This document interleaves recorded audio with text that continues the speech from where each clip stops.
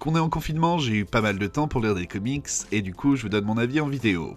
Des fois que vous vouliez l'acheter plus tard, ou le prendre en numérique. Non, ça n'a rien de sale de lire en numérique. Et évidemment, votre coup de cœur du moment n'y figure sûrement pas, ou vous n'êtes pas d'accord avec mon avis.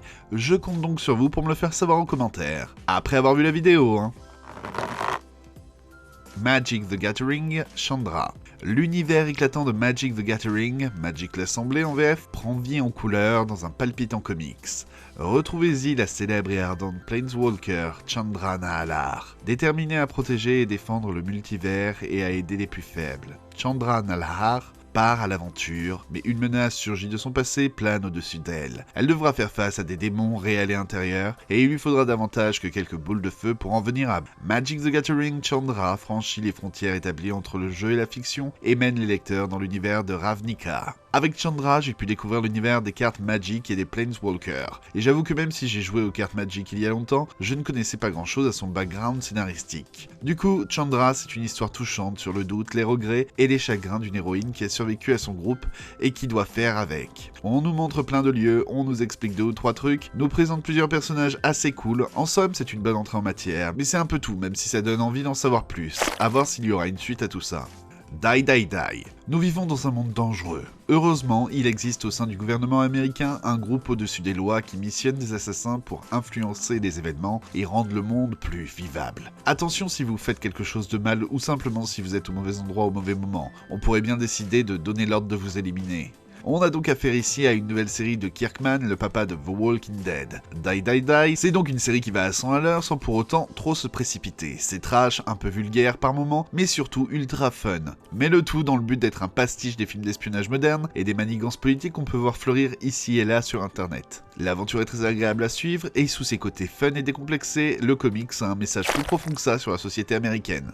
Daredevil, l'homme sans peur. C'est à la fois l'épilogue de la prestation de Charles Soule, mais aussi le prologue de l'arc narratif de Chip Zdarsky. Suite à un grave accident, Matt Murdock est alité à l'hôpital et Daredevil ne peut donc plus protéger Hell's Kitchen.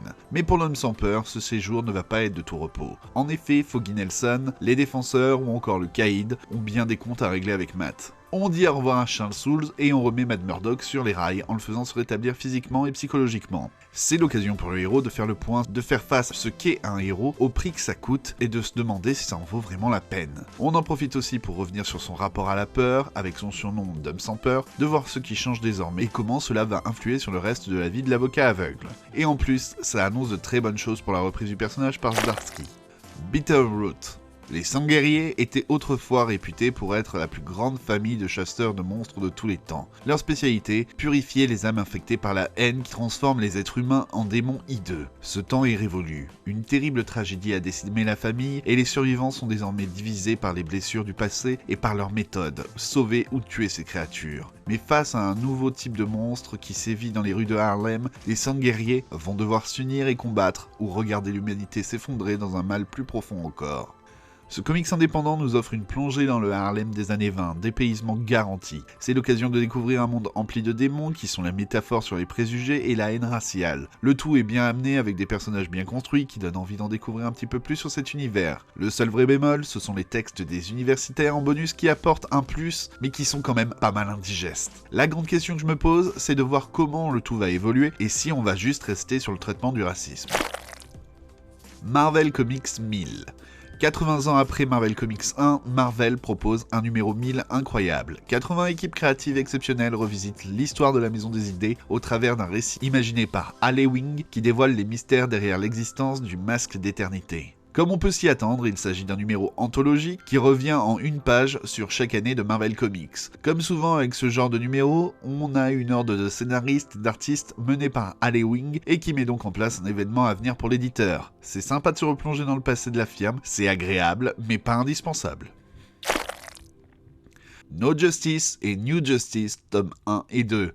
John Jones, le limier martien, est en charge de la toute nouvelle Ligue de Justice. Plus qu'une simple équipe, cette ligue est une véritable armée rassemblant les héros les plus aguerris de la Terre. Mais la formation de cette nouvelle force de défense entraîne la création d'une nouvelle légion fatale, composée de leurs plus féroces ennemis. Dirigée par Lex Luthor, elle rassemble Sinestro, Cheetah, Black Manta et bien d'autres, dont un être démoniaque issu de la dernière bataille de la Ligue contre Barbatos. En lisant ce comics, j'ai eu l'impression de n'avoir qu'une surenchère de catastrophes digne d'un enfant jouant avec ses figurines. Bam, bam, et puis Batman, je lui casse les bras, je lui casse les jambes, et puis il y a une invasion extraterrestre, et puis il y a un nouveau corps de Green Lantern, et puis la Terre elle est recouverte par l'eau, et puis je transforme Superman en méchant. Oh mon Dieu.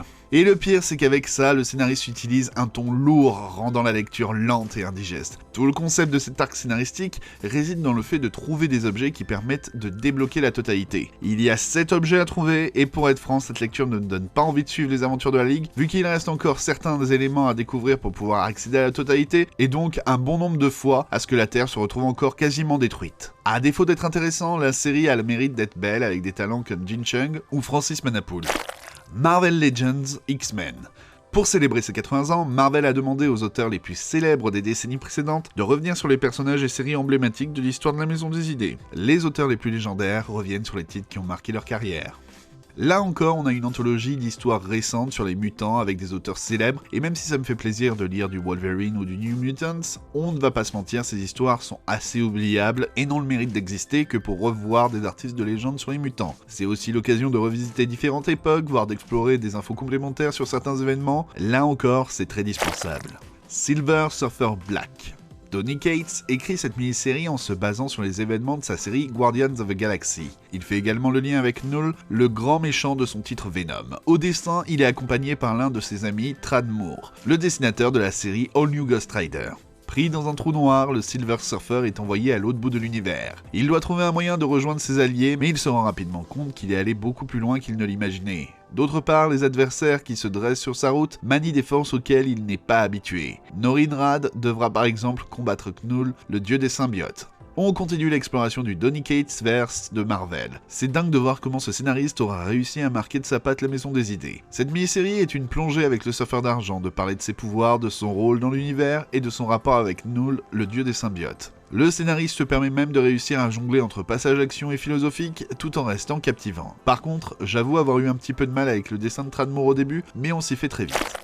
Spider-Man, l'histoire d'une vie. À l'occasion des 80 ans de Marvel, Chip Zdarsky signe une histoire pleine d'émotions. Il est accompagné par un spécialiste du tisseur, Mark Bagley. Des années 60 jusqu'à aujourd'hui, suivez Spider-Man à travers tous les moments importants de sa vie. Ses combats épiques contre les super-vilains, les guerres secrètes, Civil War, mais aussi la guerre du Vietnam ou encore le 11 septembre. Ce one-shot exceptionnel célèbre toute la richesse de la Maison des Idées. On a ici un concept super solide, faire vieillir les personnages au fil des épisodes, permettant là aussi de voir le coût que représente le fait d'être un héros, de voir que ça serait impossible dans notre monde et que la plupart de nos héros auraient besoin d'une bonne thérapie. Cette mini-série est l'occasion d'une revisite complète de l'univers de l'homme araignée qui pourra autant plaire aux vieux de la vieille qu'aux nouveaux lecteurs. Et j'avoue que cette histoire est très prenante. On a peut-être affaire au meilleur comics de l'année et si vous ne devez en lire qu'un, c'est celui-là. En plus, ça fait plaisir de revoir Mark Bagley en grande forme, ce qui n'était pas arrivé depuis un moment.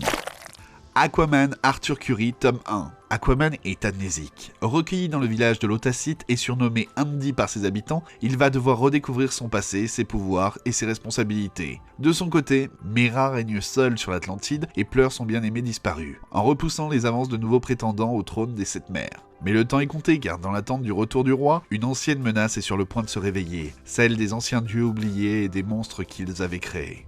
Alors attention, il faut avoir lu New Justice tome 2 avant de lire ce titre, ne faites pas la même erreur que moi. À la lecture, j'ai trouvé que cette histoire avait un début très laborieux, puis vers le milieu, le tout devient prenant, au point de vous amener rapidement jusqu'à la fin du tome. Le tout est facilité par les très beaux dessins de Robson Rocha, et au final, le titre m'a donné envie de voir le tome 2 au moins pour savoir comment Aquaman allait retrouver la mémoire. À voir ce que ça donnera. Ce nouvel épisode de J'ai lu des comics est désormais terminé. Si toi aussi tu as lu certains de ces comics, donne-moi ton avis dans les commentaires. Si tu veux me recommander un titre, je suis preneur, là aussi on fait ça dans les commentaires. Merci par avance de partager cette vidéo, on se retrouve très vite pour parler d'autres lectures mais aussi de comics. See ya.